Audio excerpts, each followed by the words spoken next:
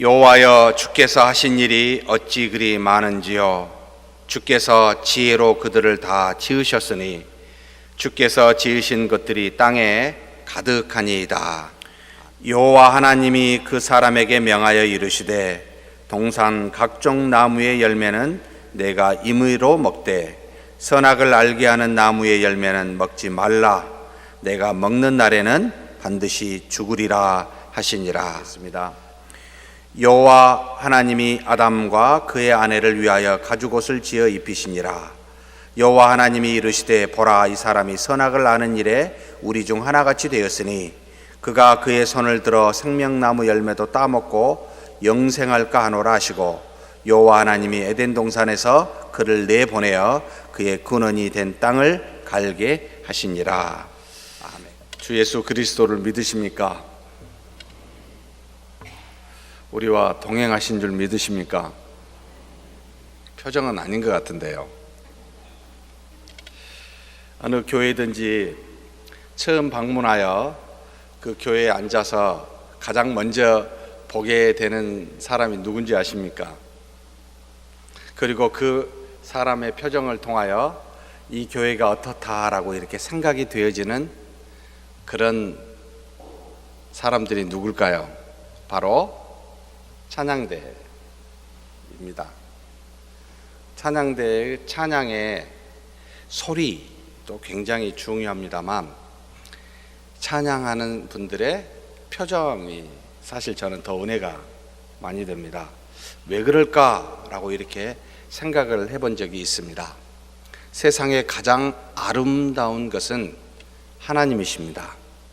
하나님과 가까울수록 그 아름다움에 그 미는 더욱더 강하고 멀어질수록 점점 더 그 미가 떨어지고 취해진다라는 생각이 들었습니다.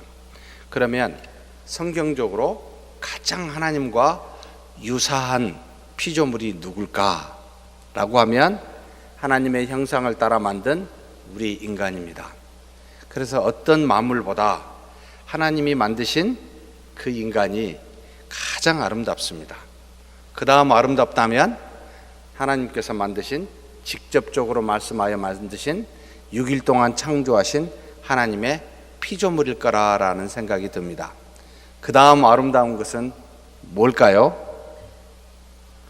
바로 피조물에게서 나오는 것, 하나님의 형상을 가진 우리가 우리에게 주신 바 그 어떤 재능을 드러내는 것, 목소리, 곡을 따라하는 찬양 또는 페인팅 또는 수많은 일들, 사람에게서 나오는 하나님의 아름다움이시여 근원이시여 그 근원에서 나온 사람 참 아름답습니다.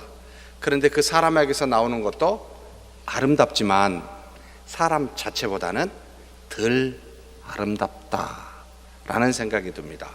사람에게서 나오는 것 또한 하나님이 만드신 피조물보다는 덜 아름답다라는 생각을 갖게 됩니다. 하나님이 직접 만드신 것, 여기 계신 우리 사랑하는 시온 찬양대 여기 계신 여러분과 저와 여기 모든 성도님들 표정이 훨씬 더 아름답습니다. 나오는 그 어떤 것보다 여기 계신 분 자체가 아름답다는 겁니다. 그래서 저는 종종 찬양을 귀로 듣지 말고 눈으로 보자 라고 늘 생각을 합니다. 찬양을 눈으로 보자. 그래서 사랑하는 성도님들의 찬양과 또 찬양대에서 하는 찬양이 그 소리보단 그 소리를 내고 있는 그분들의 표정이 과연 하나님을 닮아 계신 건가 이렇게 생각하며 보게 됩니다. 그런 교회는 은혜가 있다라는 생각이 듭니다. 처음부터 무슨 소리를 계속하고 있는지 참 제가 웨스트민스터 서열이 문제 11항 한번 같이 보겠습니다. 우리가 10항까지 보았었죠. 우리가 지난주에 인간에 대해서 10항 하나님께서 사람을 어떻게 지으셨습니까? 남녀로 지으셨습니다. 자기 형상을 따라 만드셨습니다. 지식과 공의와 거룩함이 자기의 닮은 성품을 주어서 그렇게 지으셨습니다. 그리고 모든 하나님의 대표로서 모든 만물을 다스리게 하셨고 모든 만물의 대표로서 하나님께 나아가게 하셨습니다. 그래서 사람에게 준 축복은 모든 피조물에게 가게 돼 있고 사람에게 준 저주 또한 모든 피조물에게 가게 돼 있으며 사람이 하나님 앞에 그 기도를 들으면 하나님이 들으신 모든 그 기도는 사람이 아닌 다른 피조물까지 포함돼 그래서 만물의 대표라 또 하나님의 대리자라라는 그 의미가 하나님의 형상이라는 그 뜻 안에 숨어 있어 우리를 그렇게 만드셨다. 오늘은 하나님께서 도대체 무슨 일을 어떻게 하십니까에 관련된 섭리에 대해서 잠깐 살펴보고자 합니다. 자, 문제 11항 같이 한번 읽겠습니다. 문제 11항입니다. 시작. 하나님의 섭리하시는 일이 무엇인가? 자, 답도 같이 읽겠습니다. 하나님의 섭리하시는 일은 지극히 거룩함과 지혜와 권능으로서 모든 창조물과 모든 행동을 보존하시며 치리하시는 일이다. 자, 하나님의 섭리를 두 가지로 이야기를 합니다. 무엇과 무엇 하십니까? 하나님이 일하십니다. 하나님이 뜻이 계셔서 어떤 일을 하시는데 이 일하시는 것을 섭리라라고 부르는데 무엇 하신다고요? 뒤에 보면은 보존하시며 치리하시는 일이 하나님의 섭리입니다. 자, 보존이라는 말을 썼습니다.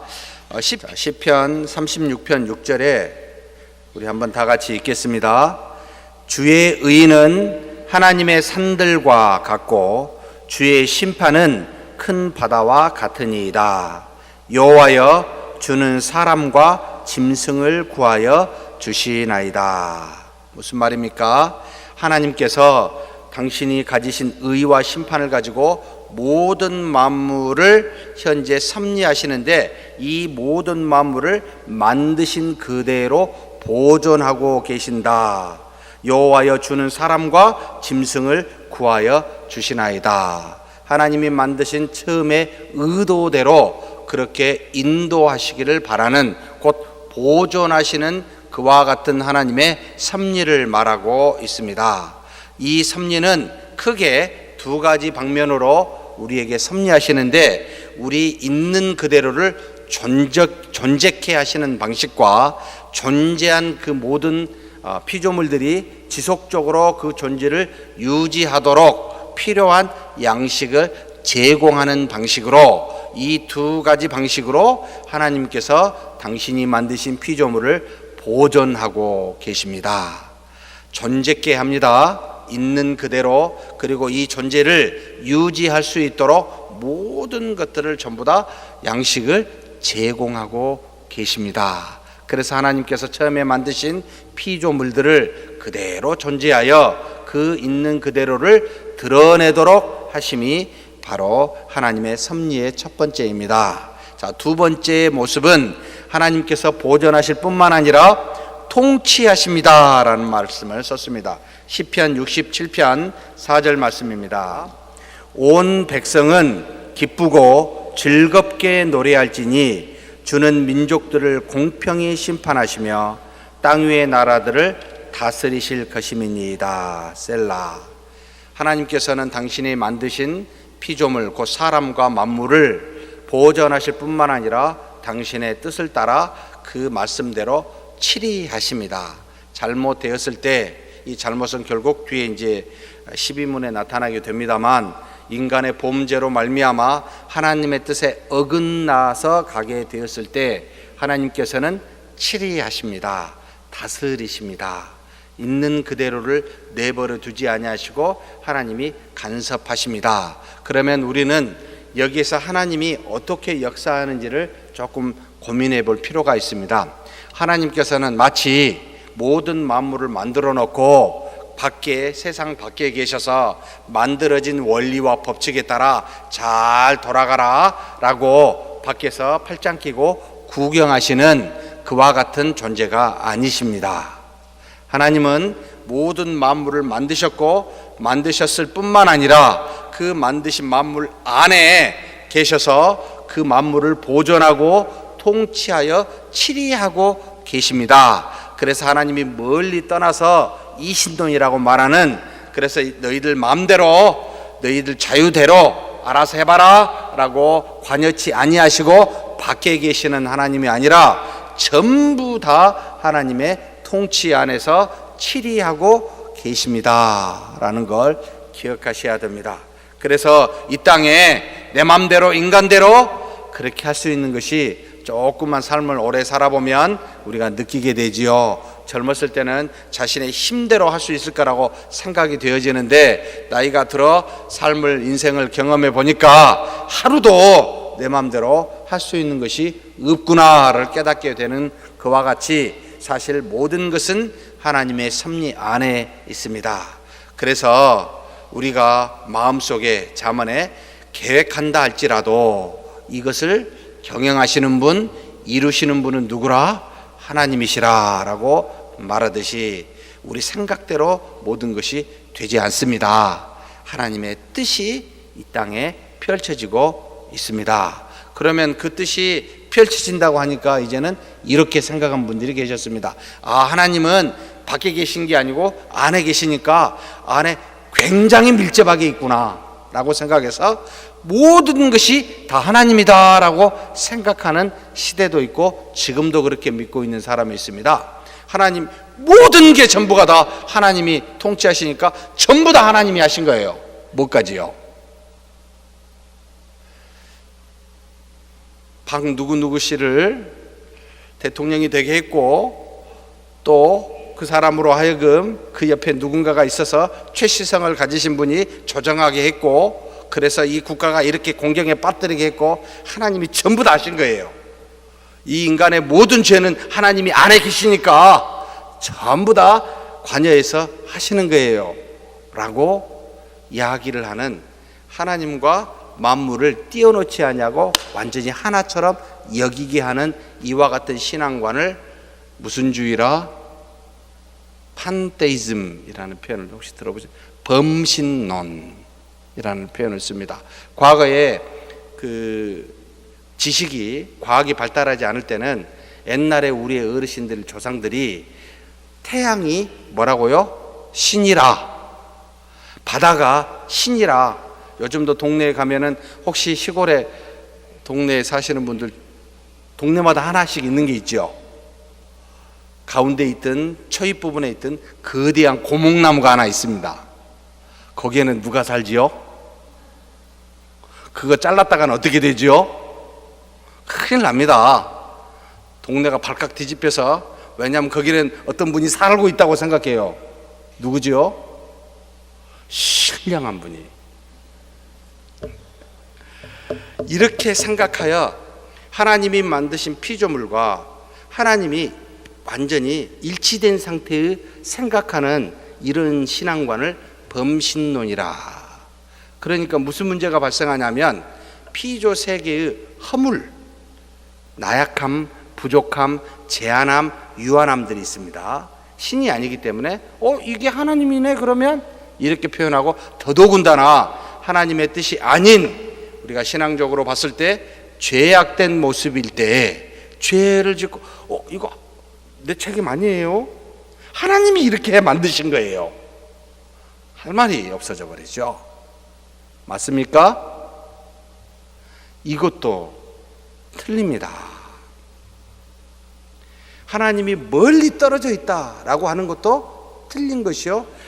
이 모든 만물과 완전히 밀착이 돼서 떨어지지 아니하고 모든 것을 전부 다 그분께서 다 죄까지도 허물까지도 전부가 다 하나님이 직접적으로 우리에게 하게 하신 거다라고 해서 이렇게 생각하는 것도 범신론 문제가 됩니다.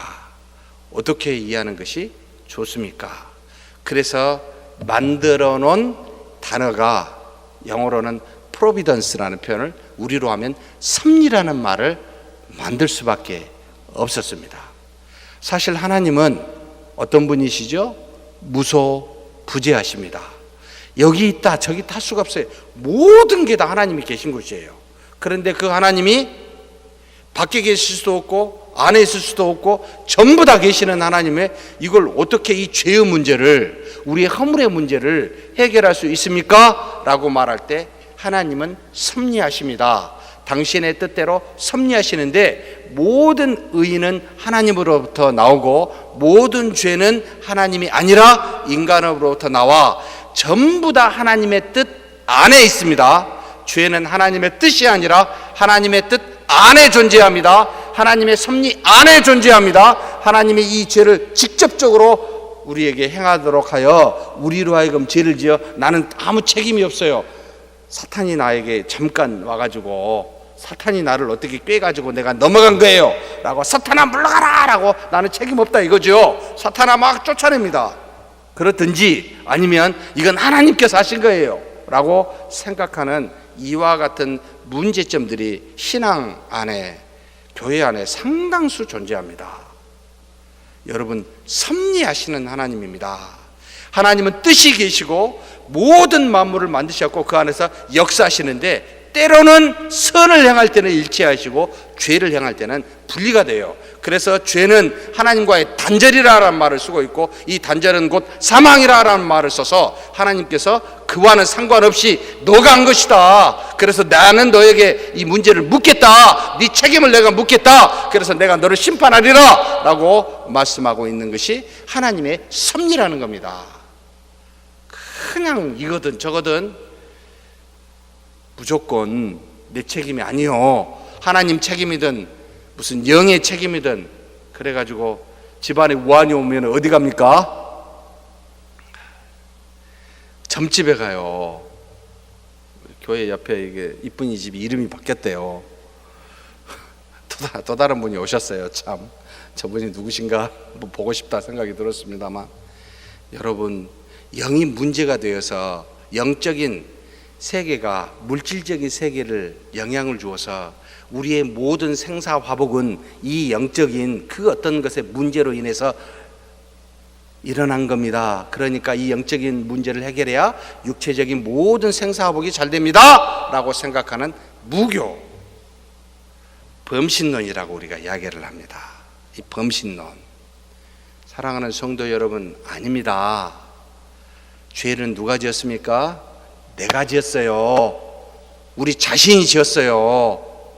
악한 영이 와서 짓게 한 게 아니에요. 악한 영은 우리로 하여금 죄를 짓도록 유혹합니다. 얼마든지 우리 인간으로 하여금 하나님께서 그 유혹을 넘어 이길 수 있도록 처음부터 마련하셨습니다. 능력을 주셨습니다. 아담과 하와에게 줬고 믿는 모든 자에게 이길 만한 능력을, 그것도 넉넉히 이길 만한 능력을 줬다고 이야기합니다. 우리의 문제예요.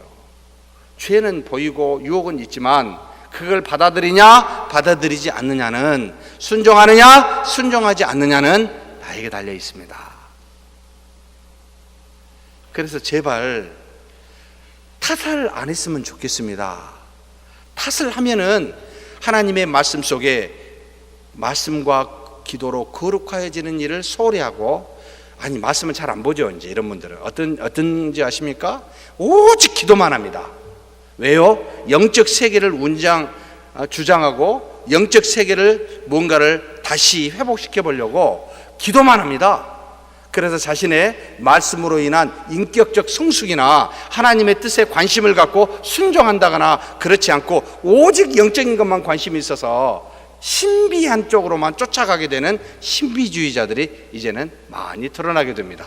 그래서 서구 사람들은 그런 게 별로 없어서 신비주의가 없고, 이 무교가 많이 있는 만주지방을 거쳐 우리 한반도에 이 문제로 인해서 굉장히 많은 신비주의가, 우리 기독교뿐만 아니라 불교도 있습니다. 여러분, 불교는 원래 무신론자들이에요. 신을 믿지 않아요. 그런데 한국에 온 불교는 어떻게 된지 아십니까? 소승불교가 아니고 대승불교가 돼서 그 가르침을 따르는 게 아니라 신비한 걸 따릅니다. 전부 다 무교의 영향. 유교도 마찬가지입니다.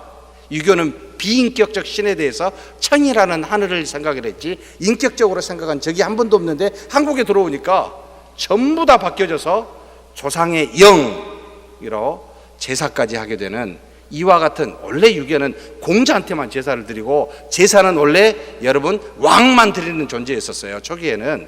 한국에 와서 전부 다 바뀌게 돼버립니다. 정말 무섭습니다, 이 무교가. 기독교 안에도 이 무교가 굉장합니다. 사랑하는 성도 여러분, 섭리하십니다. 하나님은 우리 안에 계시지만 우리의 죄를 하나님께 물을 수가 없게 되어 있습니다. 그분은 당신의 뜻대로 섭리하여 보존하시고 통치하십니다. 치리하십니다. 그런데 그걸 따르지 않는 인간은 불순종하여 하나님 앞에 범죄하게 되는데, 하나님은 능력이 있어서 이 범죄를 하나님의 뜻으로 이끌어 가시는, 그래서 뜻 안에 두시고 계십니다. 모든 것을 합력하여 선을 이루어 가시지만 그 죄를 짓도록 하시는 것은 아니다. 섭리하신다라는 걸 꼭 기억하십시오. 그래서 우리가 이 표현을 조금 더 우리식으로 표현해서 인격적 하나님이라는 말을 씁니다. 왜냐하면 커뮤니케이션이 가능하다는 거예요. 대화를 해야 된다는 거예요. 그분은 전적으로 당신의 뜻대로 안 하신다는 거예요. 당신의 뜻이 있어서 그 뜻을 나에게 묻고 그 뜻을 따라 계약을 맺고 하신다는 겁니다. 그래서 섭리하시는 하나님이십니다. 그러니 하나님의 뜻을 알아야죠. 그분이 뭘 바라시는지를 알아야 되죠. 그래야 그분의 말씀을 따라 순종할 수 있지 않습니까? 그래서 처음부터 하나님이 뭘 명령하셨죠? 처음에 아담과 하와에게 뭘 명령했습니까? 이게 행위의 언약이라. 하나님이 우리에게 언약을 두 번을 하게 됐는데, 행위의 언약과 은혜의 언약입니다. 행위의 언약은 아담과 하와에게 지었고, 은혜의 언약은 주 예수 그리스도를 통해 인류와 맺은 언약입니다.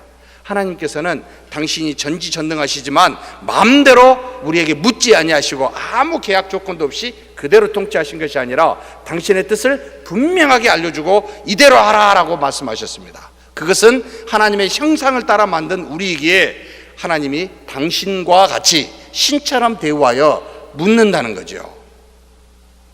피조물로서만 여겼으면 물을 필요가 없고 그냥 하나님의 당신의 뜻대로 마음대로 하셨을 건데, 사람에게만큼은 언약을 서로 맺었습니다. 우리를 존중히 여기는 거죠. 그래서 여러분, 섭리하시는 하나님, 무소부지하시지만 그 능력을 마음대로 쓰지 않고 제한을 시키셔서 우리와 더불어 언약과 계약을 맺고, 또 굉장히 참 저 같으면 못 해먹겠어요. 누구랑 협력한다는 건 쉬운 일은 아니에요. 그런데도 하나님께서 지속적으로 그와 같은 행위를 해가십니다. 끝까지 존중하십니다.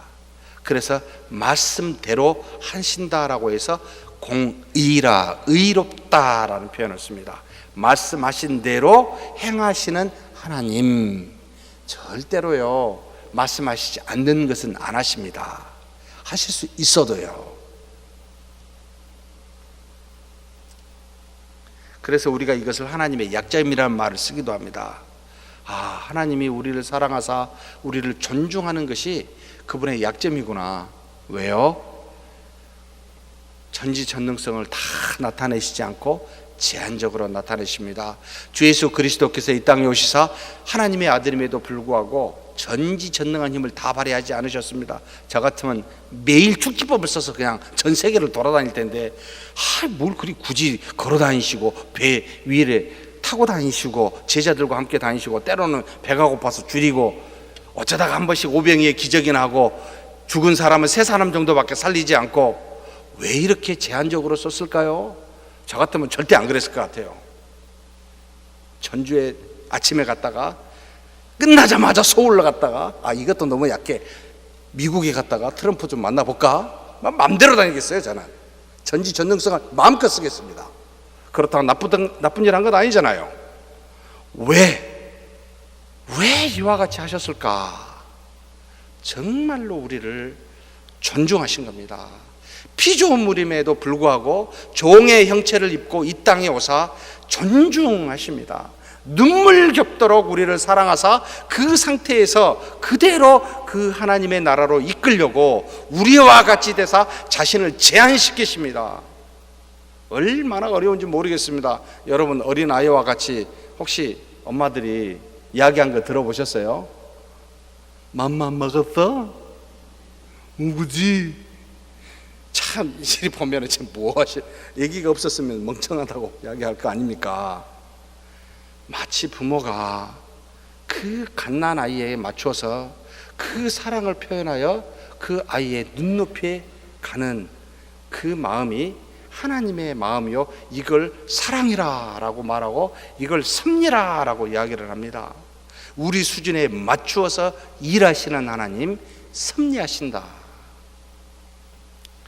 넘어가십시다. 자꾸 들어가면 또 집에 가면 혼납니다. 문제 12 같이 문항 12 같이 읽겠습니다.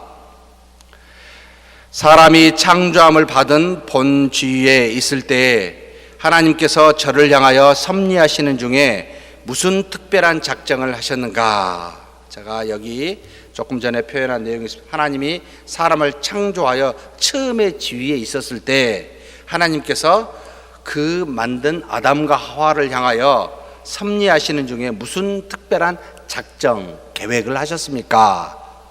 무슨 계획을 하셨죠? 자, 처음에 아담과 하와를 만드시고 언약을 맺었습니다. 행위의 언약입니다. 이렇게 하면은 내가 이렇게 하리라 라고 하는 이렇게 하면이라는 것이 뭐였죠? 동산에 있는 모든 실과는 다 따먹을 수 있으되 그 중앙에 있는 뭔 하지 마라, 선악을 알게 하는 나무는 따먹지 말아라 라고 하는 언약을 맺었습니다. 이 언약의 상태는 하나님께서 중립적인 상태로 사람을 둔 것이 아니라 처음부터 영생을 주어 그 영생을 선악과 나무만 따먹지 않고 동산의 생명나무니 모든 나무를 따먹고 하나님과 더불어 교제하여 영원한 생명을 가질 수 있도록 처음부터 제공하고 난 다음에 하나님께서 너가 이것은 하지 말아라 라고 언약을 맺는데 동산에 있는 선악과 나무는 따먹지 말아라. 아니 무슨 이걸 만들어 가지고 복잡하게 따먹어라 따먹지 마라 해가지고 결국은 따먹을 줄 알면서 그걸 만드셨습니까? 라고 청소년 때 우리 애가 질문한 기억이 납니다. 저도 많이 이런 고민을 했던 기억이 있죠. 왜 선악과 나무를 따먹어 가지고 사람으로 하여금 죄를 짓게 했을까요? 물론 죄를 짓게 직접적으로 안 했지만 그럴 기회를 왜 주십니까? 아예 없애버리면 좋지 않습니까? 왜 그러셨을까요? 모릅니다. 그냥 천국에 가서 저기 가지고 물어봐야 되겠습니다. 그렇게 하셔도 됩니다만 하나님께서 선악과 나무를 따먹지 않았으면 우리는 한 가지 할 수 없는 일이 생깁니다. 뭘 못하죠? 하나님께서 당신의 형상대로 우리를 만드사 하나님을 닮은 사람으로 만든 우리에게 모든 것을 제공하신 건데 이것만큼은 만약에 주지 않았으면 절대 할 수가 없는, 만약에 이걸 줌으로 말미암아 하나님과 유사하게 되는, 그래서 이 선악과 나무가 없으면은 우리는 뭘 못하게 되죠? 네? 하나님을 배반할 수 있는 자유가 없습니다. 그러면 뭐가 되죠? 말 그대로 피조물이 되어버립니다. 다른 피조물의 섭리처럼 하나님의 뜻을 따라 만들어진 대로만 행하는 그와 같은 존재가 되어버리고 맙니다. 전지전능한 하나님은 당신의 형상대로 만들었다라고 하는 이 인간에게 당신과 같은 권한과 자유를 전부 부여한다라는 의미가 선악과 나무 만들었다라는 뜻입니다. 이게 없으면 우리는 하나님의 형상이라는 말을 쓸 수가 없게 돼요. 그리고 하나님과 같이 그와 같은 존재로 서로 교제하며 교통하며 사는 그런 존재가 처음부터 안 됩니다. 하나님은 우리에게 우리를 존중하사 당신처럼 귀하게 여기사 모든 권한을 다 부여, 심지어 자기도 부인할 수 있는, 부정할 수 있는 것까지 부여하여 전부 권한을 준 하나님의 놀라운 사랑이었습니다. 이 선악과 나무가 있음으로 말미암아 내 자신이 온전한 하나님의 사람으로 대우를 받는구나, 존중이 되는구나. 이게 없으면 여러분, 우리의 자녀들이 우리를 배반할 수 있습니까? 없습니까? 정말 태어나자마자부터 배반합니다. 그죠? 근데 만약에 배반할 수 없이 그게 사람이겠습니까? 인형이죠. 안 그렇습니까? 내 자녀가 나를 떠나 내 말을 거역할 수도 있다는 게 그게 인격적이라는 뜻입니다. 하나님이 우리에게 부여한 당신과 같은 유사한 속성, 이걸 바로 하나님과 같은 닮은 형상이라 우리에게 그와 같이 배려하기 위해서 주신 겁니다. 그런데 다만 자발적으로 하나님 앞에 스스로 준 자유를 가지고 하나님을 떠나지 말고 내가 너에게 약속한 거 그냥 이것만 이 선악한 하나만 따먹지 말고 그렇게 자발적으로 나오면 좋겠다라고 다 알려주고 계약을 맺는 겁니다. 완전한 존재로 만드사 그 권한을 부여하고 그 권한에 따라 우리에게 주신 그 권한의 자발성을 하나님 앞에 그 자발적 순종을 통하여 하나님과 교통하게 했지, 강제적으로 주어져서 또는 배반할 수 없는 그런 자유, 그래서 그런 자유 없이 우리에게 그저 따라오라고 그렇게 준 존재가 처음부터 아니더라. 그런데 우리는 하나님이 주신 그 고유한 그 권한을, 모든 것을 할 수 있는 권한을 어떻게 사용했습니까? 자발적으로 하나님 앞에 순종해야 되는데 자발적으로 하나님 앞에 불순종하는 것을 택하고 맙니다.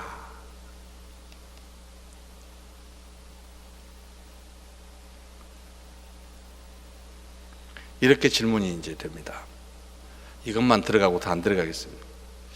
죄를 짓지 않을 때죠. 하나님의 형상을 가지고 있을 때죠. 그런데 어떻게 하나님의 말씀을 불순종할 수 있었을까요? 지금은 이해가 돼요. 우리가 타락했기 때문에, 우리의 본성이 파괴되어져 부패되어 있기 때문에. 그런데 아담과 하와는 왜 불순종했을까요? 여기에 등장한 게 누구죠? 뱀이었습니다. 뱀을 얼마든지 물리칠 수가 있었습니다. 이 하와가 뱀의 말을 듣고 게임에 빠지게 됩니다. 하와가 따먹습니다. 아담은요, 에이, 그럼 안 돼! 어디서 이렇게 가야 되는데 아담도 동일하게 하와의 말을 듣고 빠지게 됩니다. 너무 사랑했던 모양이에요. 같이 죽으면 같이 죽고 살면 같이 살자, 뭐 이런 주의였는지 모르겠습니다. 정말 그런 사람이 있으면 대단한데, 그랬으면 아담에겐 책임이 없겠죠. 그런데 왜 그랬을까요? 답은 이거밖에 없습니다. 나중에 이건 정말 물어봐야 돼요. 하늘나라에 가서 하나님이 보시기에 우리를 봤을 때 정말 보기 좋았다라는 말들이 나옵니다. 그런 우리가 왜 하나님의 말씀을 불순종했을까? 사랑하는 성도 여러분, 우리는 피조물이라는 겁니다. 하나님의 형상대로 만들었지만 하나님이 아니라 피조물이라는 겁니다. 피조물에게 모든 권한이 부여됐지만 떠날 수 없는, 넘을 수 없는, 신이 될 수 없는 자질, 우리 자체는 무한하지 않습니다. 유한합니다. 제한되어 있습니다. 처음부터. 그래서 하나님께서 만들어주신 그 영을 가지고 하나님과 더불어 교통해야만 우리의 영이 생존하여 영원한 생명으로 영생을 가질 수가 처음부터 그렇게끔 만들어졌습니다. 하나님을 떠나서는 무엇도 할 수 없는 그런 존재였습니다. 비록 하나님이 우리에게 모든 권한을 부여했지만 피조물로서 신이 아닌 부족함, 불완전성이 우리에게 있었다. 이 불완전성이 결국은 하나님이 되고자 하는, 하나님과 같이 선과 악을 되고자 하는 그와 같은 마음을 갖게 하여 그것을 넘지 못하고 죄를 짓지 않았을까라고 생각이 됩니다. 현재로서는 그런 답이 마지막 가서 할 수 있는 답입니다. 그래서 죄의 문제는 사랑하는 성도 여러분, 전적으로 자발적으로 불순종한 우리의 책임이지, 우리 앞에서 뱀이 와서 따먹으라 라고 해서 강제로 먹이지 않았습니다. 사탄에게 죄의 책임을 묻지 마십시오. 하나님은 우리의 죄를 우리에게 물으십니다. 마지막 날 우리의 죄는 지금 현재 그리스도로 말미암아 죄 사함을 받았기에 절대 죄에 대해서는 묻지 않습니다. 다만 죄를 짓는 시간에 뭘 못하죠? 하나님이 주신 그 의를 행하지 못하여, 의를 내가 너한테 이 달란트 줬는데 줘봐라, 땅에 묻었니? 그래, 이 달란트는 있는 자에게 줘버리고 마는 그와 같은 일이 우리의 심판입니다. 죄를 지어 하나님의 말씀을 따르지 못한 만큼 의에 대한 열매를 맺지 못하기에 그걸 물으셔요. 우리에게 허락한 의 묻게 되어 있습니다. 그래서 우리를 의의 심판이라, 믿지 않는 사람을 죄의 심판이라 이렇게 부릅니다. 의의 심판을 다른 말로 말하면 상급이라, 상급에 많고 적음이라. 혹자는 상급이 없다, 그냥 동일한 생명의 면류가 아닌 상급만 있다라고 해서 굉장히 우리 개신교 안에, 개혁주의 안에 논란이 많이 있습니다만, 저는 성경에 쓰여진 대로 차이가 있다, 천국에도 그렇게 보고 있습니다. 햇빛과 같이 빛나는 사람이 있는가 하면 별처럼 빛남이 약한 사람이 존재할 거다. 10고을을 다스릴 만한 권세가 있는 사람이 있는가 하면 한 고을을, 아니 다스릴 권세 없이 그냥 옆에서 부러워하는 사람이 존재할 거다. 천국에서요, 그렇게 생각하고 있습니다. 나중에 가서 확인해 보시도록 합시다. 자, 그런데 하나님께서 명령한 이 불순종 행위입니다. 행위로 하나님과 언약을 맺는 겁니다. 하지 말라고. 그런데 인간이 이것을 범하여 완전히 하나님의 그 불순종에서 이제는 저주를 받게 되었더라. 자, 그래서 답을 다시 한번 읽어보겠습니다. 답, 12분의 답. 하나님께서 사람을 창조하신 후에 완전히 순복하는 것을 조건으로 삼아 생명의 언약을 맺고 선악을 분별하는 나무의 실과를 먹는 것은 사망의 벌로서 금하셨다. 하나님과 우리, 곧 아담과 하와 사이에 맺은 언약은 선악과 나무를 따먹지 않으면 주어진 영생이 지속될 것이요, 선악과 나무를 따먹으면 금지된 과일을 먹게 되면 어떻게 된다고요? 정령 죽으리라 라고 해서 사망의 벌을 받도록 하셨다는 겁니다. 여러분, 아담과 하와가 정령 죽으리라 그랬더니 그걸 알았을까요? 몰라요. 죽어본 적도 없고 죽은 사람을 본 적도 없고, 지금 우리는 정말 많이 봐가지고 정확하게 압니다. 어떻게 이해했을까요? 네? 아니, 그리고 정령 죽으리라 그 말이 육체적인 죽음을 말할까요?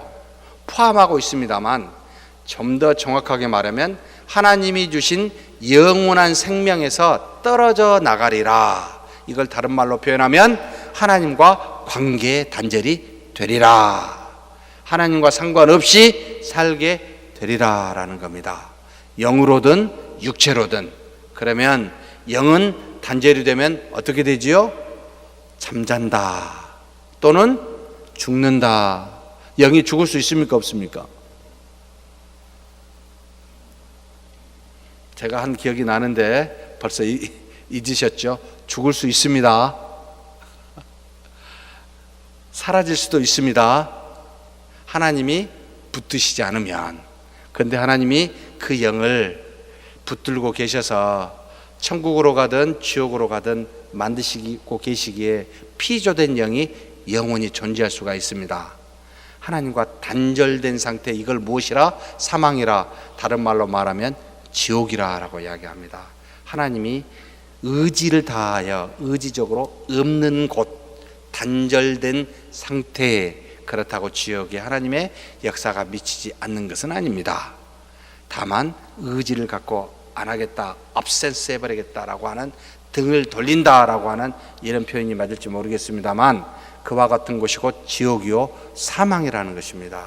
그래서 성경에 저번에 지옥이라는 말인데 흰놈 골짜기, 신약에 나온 지옥은 전부 다 흰놈 골짜기, 흰놈이라는 말을 씁니다. 이스라엘 백성이 돌로 쳐 죽이는 그 골짜기를 말합니다. 한마디로 하나님의 말씀을 어겨 두세 증인을 앞세워 돌로 쳐 죽이게 되는 그곳, 또는 수월이라는 표현을 쓰기도 합니다. 종잡을 수가 없어요. 지옥이라는 단어가 한 단어로 나와 있지 않아요. 그래서 우리는 총체적으로 하나님이 역사하지 않는, 계시지 않는 곳, 이렇게 이해하는 것이 가장 타당하다. 하나님과 단절된 우리가 그러면 어떻게 됩니까? 이제는 육으로 살다가 어떻게 돼요? 흙으로 돌아가게 되는 사망이 뒤따르게 됩니다. 그래서 하나님의 심판, 곧 불순종의 심판, 정령 죽으리라 라는 것은 지금 우리는 다 알게 됐습니다. 아담과 하와는 당시에 몰랐을 겁니다. 그런데 곧 알게 되지요. 뭐가 되죠? 하나님의 낯을 피하여 스스로 숨게 되고, 그 다음에 하나님으로부터 에덴 동산에서 쫓겨나게 되고, 하나님과 관계된질이 이루어지게 되고, 창세기 6장에서는 하나님이 사람에게서 떠난다라는 말을 씁니다. 그래서 이제는 죄를 짓도록 죄를 그대로 내버려 두십니다. 이것이 곧 사망이다. 행위의 언약에 불순종으로 오는 것은 사망이요, 순종으로 오는 것은 뭐다? 영원한 생명을 얻는 것이다 라는 걸 처음에 행위 언약, 아담과 하와를 통해 이루어진 것을 말합니다. 그래서 순종하는 것으로 생명의 언약을 맺고, 로마서 10장 5절 말씀입니다. 같이 한번 읽겠습니다. 모세가 기록하되 율법으로 말미암는 의를 행하는 사람은 그 의로 살리라 하였거니와, 우리의 사는 방식은 의로 삽니다. 하나님의 말씀을 순종하는, 말씀이 있고 말씀을 순종하면 의가 나타나는데 이 의로 삽니다. 곧 영생은 의에게서 나옵니다. 그래서 우리를 의의 종이라. 그 다음에 금과를 먹는 것은 무슨 벌을 받게 되어 있습니까? 로마서 5장 12절에서 14절입니다. 그러므로 한 사람으로 말미암아 죄가 세상에 들어오고 죄로 말미암아 사망이 들어왔나니, 이와 같이 모든 사람이 죄를 지었으므로 사망이 모든 사람에게 이르렀느니라. 죄가 율법이 있기 전에도 세상에 있었으나 율법이 없었을 때에는 죄를 죄로 여기지 아니하였느니라. 그러나 아담으로부터 모세까지 아담의 범죄와 같은 죄를 짓지 아니한 자들까지도 사망이 왕노릇하였다니, 아담은 오실자의 모형이라. 자, 아담부터 죄를 지었죠. 사망이 왔습니다. 한 사람에 의해서 사망이 왔습니다. 그러면 이 사망은 모든 사람에게 미치게 되었습니다. 그래서 이 사망으로 우리는 하나님과 단절된 상태로 살게 됩니다. 그런데 또 한 사람이 왔죠. 주 예수 그리스도입니다. 이분이 오심으로 우리와 은혜의 언약을 맺게 됩니다. 이 한 사람 때문에 생명이 왔습니다. 그를 믿는 모든 자가 다 영원한 생명을 얻습니다라고 하는, 그래서 한 사람의 모형으로 아담과 그리스도를 비교해 놓은 것이 바로 바울의 로마서의 이야기입니다. 우리는 불순종하면 죄로의 사망을 걷게 됩니다. 자, 그럼 그리스도인들이 불순종했어요. 어떻게 될까요? 하나님과 단절될까요? 안 될까요? 단절 안 됩니다. 그러면 죄를 지으면 어떻게 돼요? 네? 사망이 아니라 사망의 맛을 봅니다. 죄의 싹신 사망에 믿는 자는 하나님이 떠나지 아니하심으로 결코 그 영혼이 하나님으로부터 단절될 일은 없지만, 그 행위로 말미암아 잠시 어두움을 맛보고 잠시 부패를 맛보고 잠시 죄의 싹신 이 사망의 맛을 보게 돼 있습니다. 쓰구나, 더럽구나, 안 좋구나, 아프구나, 상처를 주고 받는구나, 안 되겠구나, 하나님이 기뻐하시지 않는구나, 내 마음에 평안이 없구나, 이와 같은 것들을 죄를 지을 때마다 깨닫게 함으로 죄의 싹신 사망의 맛을 보아 무엇하라고요? 돌이켜 회개하라고요. 다시 생명의 법인 순종하라고요. 이렇게 가르침이 죄의 맛에 있습니다. 우리는 죄의 종이 아닌 의의 종입니다. 그렇게 순종하는 저와 여러분이 되기를 주의 이름으로 축복합니다.